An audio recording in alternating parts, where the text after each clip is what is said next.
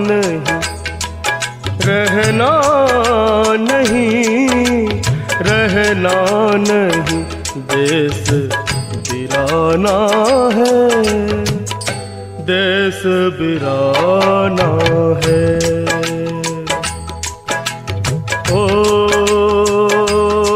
रहना नहीं, देश बिराना है, देश बिराना है। और मैं थोड़ा सा विषय शिष्य के ऊपर रखूंगा, गुरु के ऊपर, कि गुरु के ऊपर और क्या कहें। गुरु तो अगत है, अगाह है, अगाह है, ठीक है, उसका कोई आसपास में वो नहीं। तो अब शिष्य क्या है, हम शिष्य के ऊपर बोल लेंगे थोड़ा सा, ठीक है। सेवक स्वामी एक मत में नत मिल जाए, चतुराई से रीझे नहीं, रीझे मन के भाई। देखो बड़ी ऊंची अवस्था है कि सेवक और स्वामी, गुरु और शिष्य, यदि शिष्य का मत, उसकी विचारधारा गुरु से नहीं मिलती तो वो शिष्य नहीं माना जाता, वो शिष्य नहीं है। क्यों? यदि गुरु जी ने कहा भाई इसको ऐसे कर ले, शिष्य कहता है नहीं जी इसको ऐसे कर ले, तो हाँ भाई कर ले, लेकिन मत अलग ले।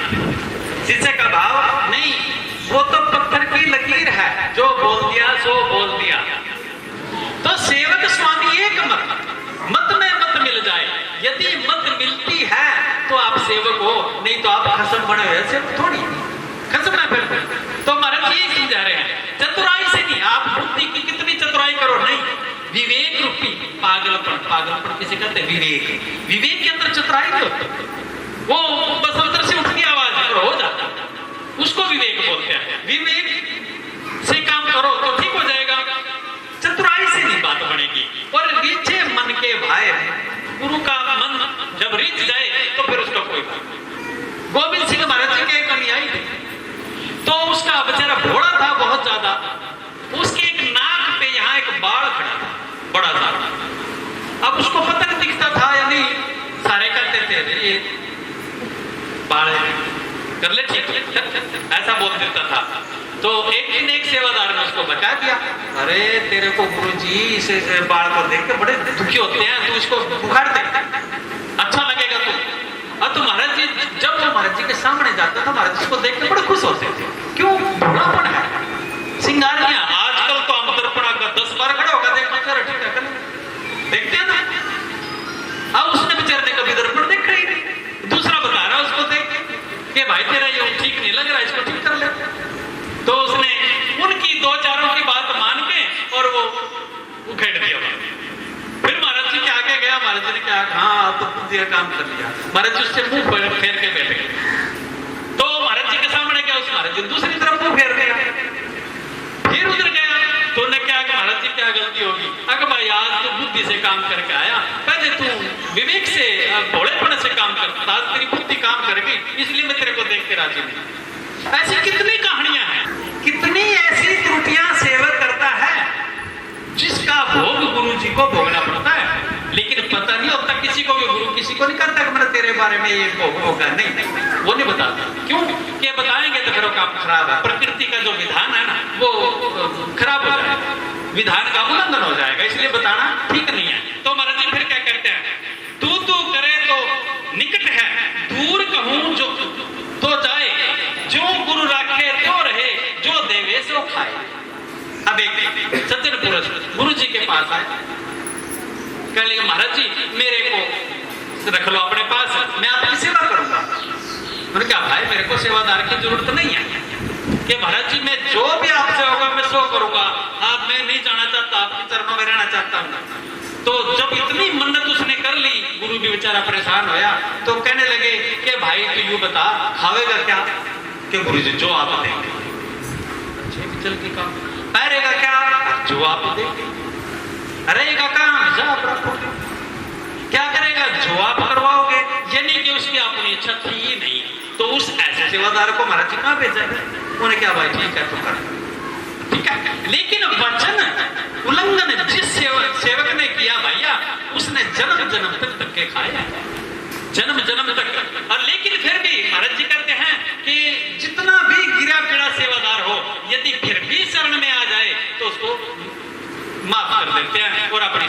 ले लेते हैं। मैंने कई बार कथा भी सुनाई है कि नारद मुनि की भी 84 गुरु नहीं काटती, गुरु के बगैर उसकी भी 84 नहीं कटती। कितने बड़े इतिहासों में उसको देवता मानते हैं, मैं ऋषि देवता मानते हैं, उनकी भी 84 गुरुओं ने काटी। रामकृष्ण से कौन बड़ा, वो तो गुरु की 3 लोक के वेधनी गुरु आगे अधीन भैया, उसके बगैर तो बात नहीं बना। फिर महाराज जी क्या कहते हैं कि तू करा, यदि तू करेगा तेरे पास रहेगा, तेरा गुरु तेरे पास है। और दूर कहे तो जाइए, दूर सोचेगा तो भाई दूर आओ तो क्यों कहां नहीं है ये देखना पड़ेगा, कहां नहीं है गुरु, कहां नहीं है, सब जगह है। महाराज जी कहते हैं जो गुरु रखे क्यों रहे, जो देवे सो खाए।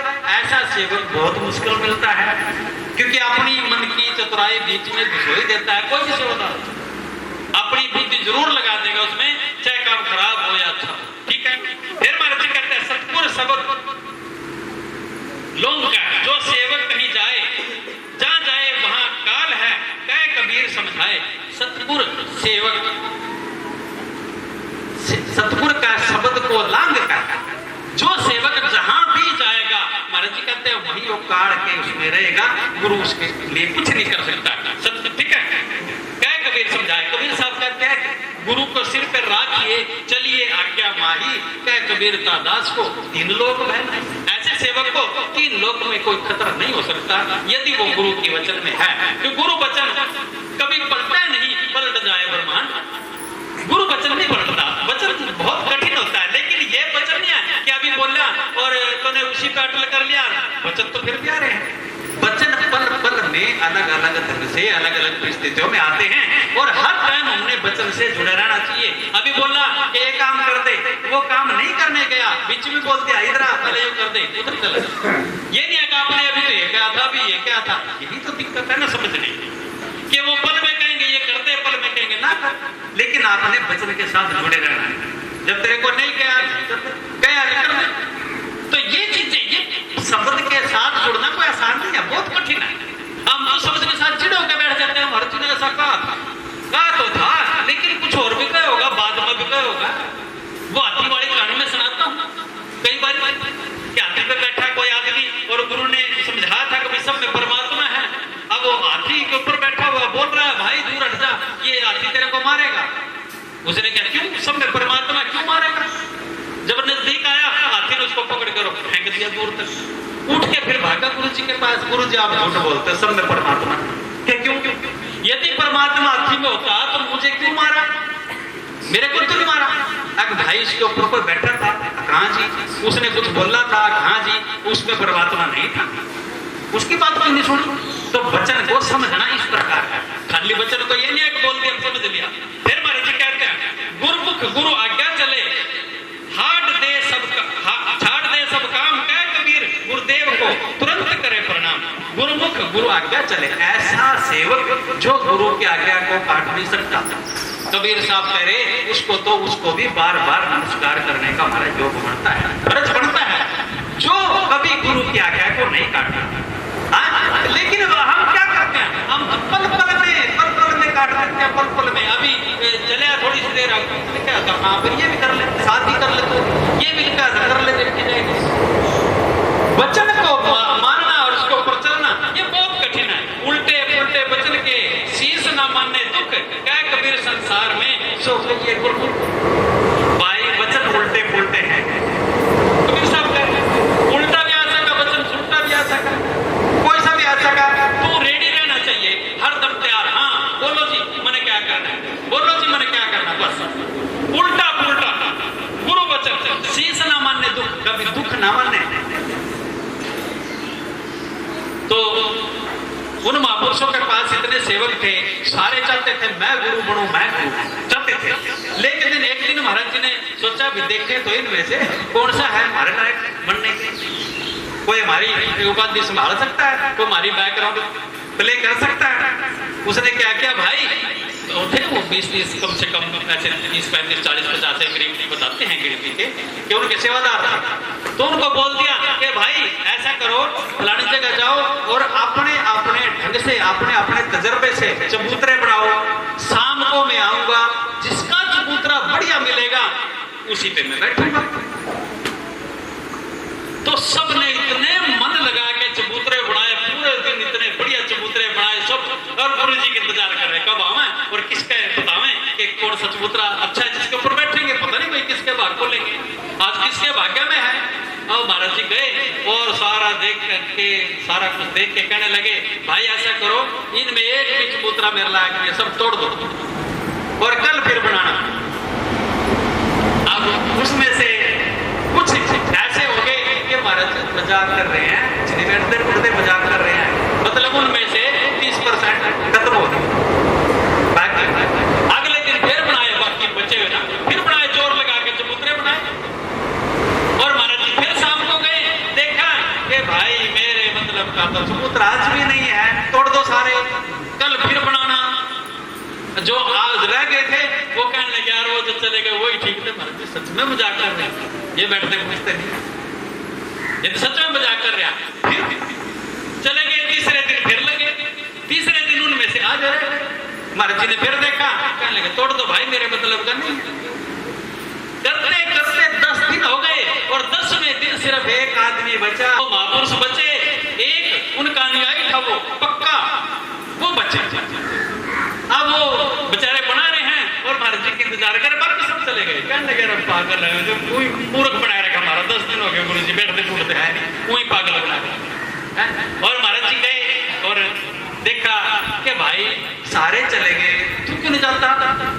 कि महाराज जी बताओ कहाँ जाना, मैं तो जो आपको मैं चले जाऊंगा। अब क्या करें, गुरु क्या करा वहां पे कि वो तो वचन के ऊपर है कि आपने चबूतरे बनाने के लिए आप 100 बार भी कहोगे मैं 100 बार बनाऊंगा, ना बैठो, मैं मेरा काम आपके वचन का पालन करना है। तो शिष्य ऐसा कहाँ मिला है?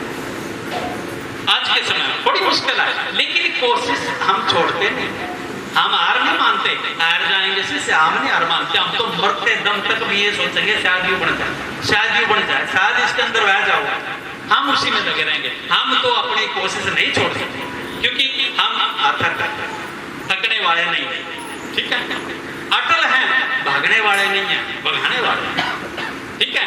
तो भाई शिष्य ऐसा यदि है तो बात बन जाएगी। अब शिष्य के धर्म भी आप समझ लो भाई, गुरु वचन से ऊपर कोई धर्म शिष्य का नहीं।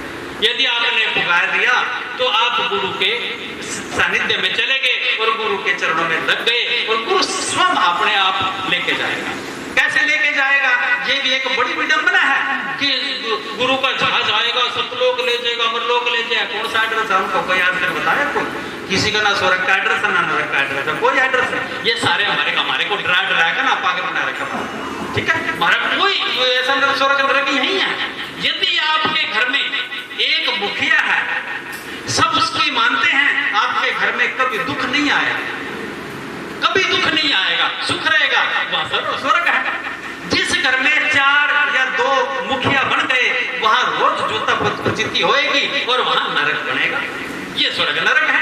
और कौन से हैं? कोई हॉस्पिटल में है, देखो हॉस्पिटल, थाना, कचहरी, कोर्ट, ये नरक के खाने महापुरुष ने पहले बताया, ये नरक है। इनमें जो जाएगा वो नरक का मारा जाएगा। महापुरुष को जाएंगे, वो कहेंगे छोड़ दे, उसी को दे दे जो कुछ है, मुकदमा लड़ते नहीं, वो कहेंगे हम तो हार गए, हम तो हारे, ठीक है। सर्वजीत का कहानी आपने सुनी होगी, आप बनारस में गए थे, सर्वजीत जो बैल के ऊपर वो वेद लाद रहा था, वेद लाद के खड़ा था, वो सर्वजीत।